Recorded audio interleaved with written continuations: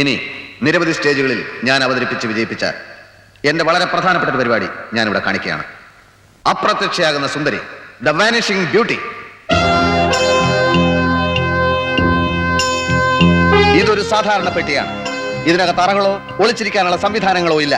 ഈ സുന്ദരിക്കുട്ടിയെ ഞാൻ ഈ പെട്ടിക്കകത്തിട്ട് പൂട്ടുകയാണ്.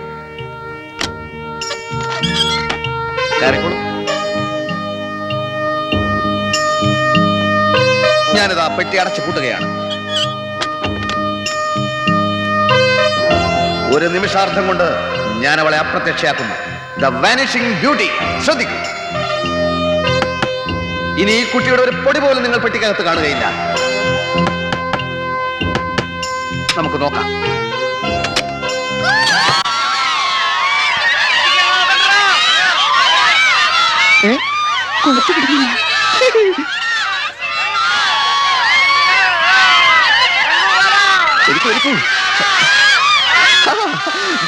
ദേവി ഇത് ബഹളം ഉണ്ടാക്കാതിരിക്കൂ.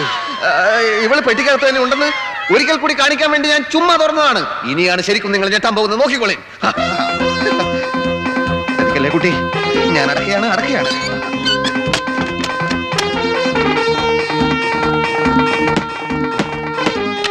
ഞാൻ തുറക്കുകയാണ്. റെഡി? 1 2 3. പെണ്ണിന്റെ പൊടി പോലും കാണുകയില്ല.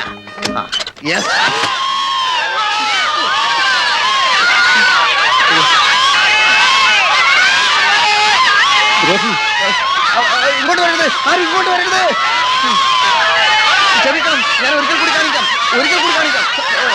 സത്യത്തിൽ ഞാൻ ശരിക്കുള്ളത് കാണിക്കാൻ പോവുകയാണ്. എന്തിനാണ്?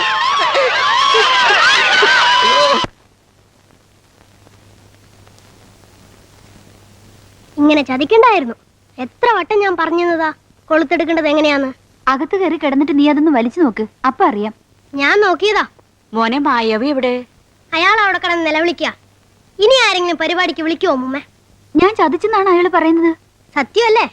ഈ തല്ലിപ്പള്ളി ഏർപ്പാട് ഞാൻ വരുന്നില്ലെന്ന് അമ്മൂമ്മയോട് പറഞ്ഞല്ലേ. ഇപ്പൊ കണ്ടോ, ഞാൻ ചതിച്ചെന്ന്.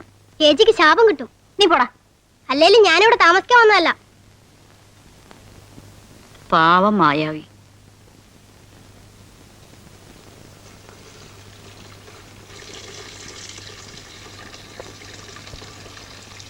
രഘുൺവാലേ, എങ്ങനെയുണ്ടായിരുന്നു ഇന്നലത്തെ പരിപാടി? ശ്രീദേവി മാജിക്കിന് പോയിരുന്നു അല്ലേ?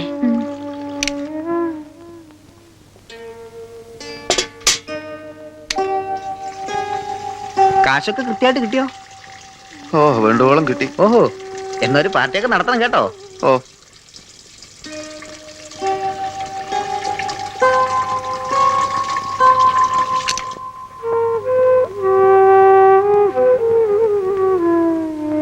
എടുത്തോളൂ. വെള്ളം പിടിച്ചോളുന്നേ. എനിക്ക് ഈ 2 ബക്കറ്റിലും വെള്ളം വേണം, അതുകൊണ്ടാ പറഞ്ഞത്.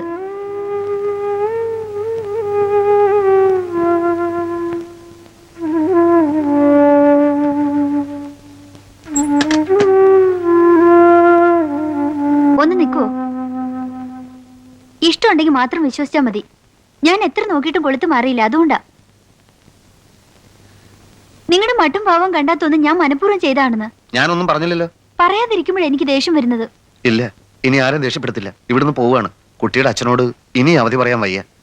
പേടിക്കണ്ട, മേജിക്കിന്റെ ടിന്നും പാട്ടകളും ഒക്കെ ഇരുമ്പ് വിലക്ക് വിറ്റ് കുടിശ്ശിക തീർത്തിട്ടേ പോകുന്നുള്ളൂ. അപ്പോ എല്ലാത്തിനും കാരണം ഞാനാ അല്ലേ? അല്ല, എല്ലാത്തിനും കാരണം എന്റെ ജന്മദോഷം. സത്യമായിട്ടും ഞാൻ അറിഞ്ഞുകൊണ്ടൊന്നും ചെയ്തിട്ടില്ല. ഞാൻ കുട്ടിയെ കുറ്റപ്പെടുത്തിയതല്ല. ആണ്. ഞാൻ നന്നായിട്ട് ഒന്നുകൂടെ പ്രാക്ടീസ് ചെയ്യാം, എന്നിട്ട് അപ്രത്യക്ഷയാവാം. അതിലും നല്ലത് ഞാനിവിടുന്ന് അപ്രത്യക്ഷമാവുന്നതാണ്. വാടകയുടെ കാര്യം ഞാൻ അച്ഛനോട് പറയാം. അല്ല, അത് മാത്രമല്ല, നിങ്ങൾ ഇവിടുന്ന് പോയാൽ എനിക്ക് വിഷമാവും. പോയില്ലെങ്കിൽ ഉണ്ടാവുന്നതിനേക്കാൾ വിഷമം ഉണ്ടാവോ പോയാല്? ഉണ്ടാവും.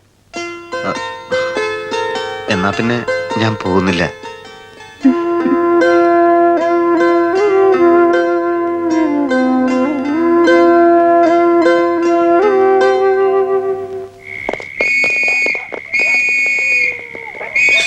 ഒരുത്തൻ ഇത് ഓടുന്ന കണ്ടോ?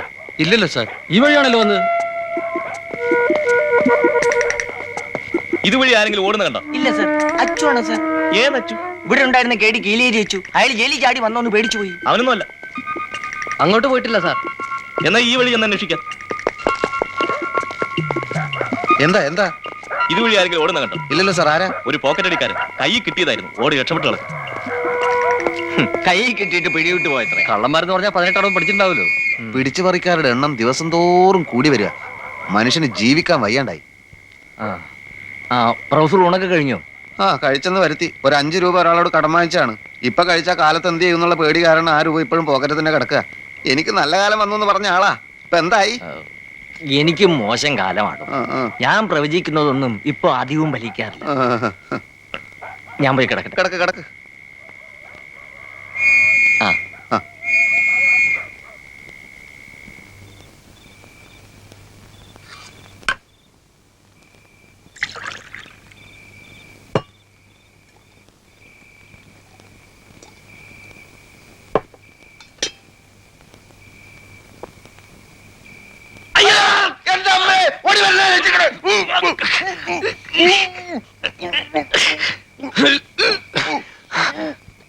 സഹോദര ശബ്ദിക്കരുത്. ശബ്ദിച്ച പോലീസ് വരും. നിരപരാധിയായി എന്നെ വരെ പിടിച്ചോണ്ട് പോകും. ഞാൻ കള്ളനല്ല, ആരുടെയും പോക്കറ്റ് അടിച്ചിട്ടുമില്ല. പ്ലീസ് ശബ്ദിക്കരുത്. ശബ്ദിക്കില്ല എന്ന് ഉറപ്പ് വരാണെങ്കിൽ ഞാൻ വിടാം. എന്ത് ഉറപ്പാണോ?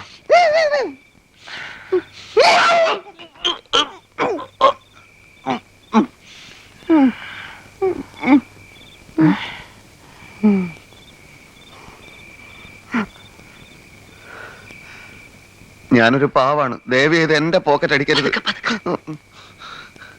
എന്റെ ഒന്നുമില്ല, നിത്യവൃത്തിക്ക് പോലും വഴിയില്ലാത്ത ഒരു സാധാരണ ആളാ ഞാൻ. എന്റെ പൊന്നു സഹോദര, ദയവ് ചെയ്ത് ഞാൻ പറയുന്നൊന്ന് കേൾക്കണം. ഞാൻ കള്ളനല്ല. മാസം അവസാനം കേസ് ഉണ്ടാക്കാൻ വേണ്ടി പോലീസ് എന്നെ വേട്ടയാടുക. മാസാവസാനം കേസോ? ആ, ഒരു മാസം ഇത്ര കേസുകൾ ഉണ്ടാക്കി ആളുകളെ പിടിക്കണമെന്ന് പോലീസിന് മോളിൽ നിന്ന് ഉത്തരവുള്ളതാ. ആ. ആ,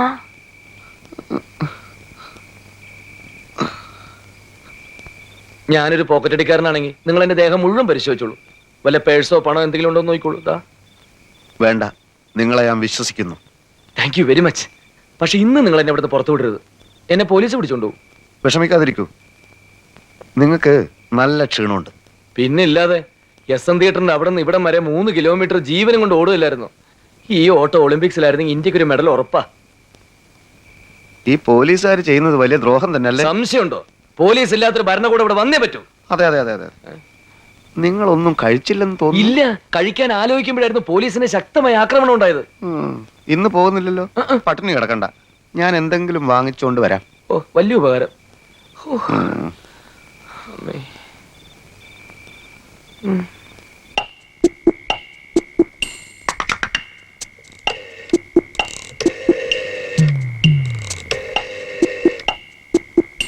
ഹലോ ഹലോ, പോലീസ് സ്റ്റേഷൻ.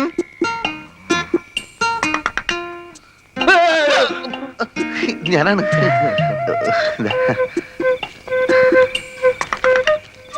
ഈ ഉപകാരം ഞാൻ ഒരിക്കലും മറക്കില്ല കേട്ടോ. റോഡിൽ എല്ലാ സ്ഥലത്തും പോലീസ് ഉണ്ട്. പുറത്തിറങ്ങണ്ട. കഴിച്ചോളൂ.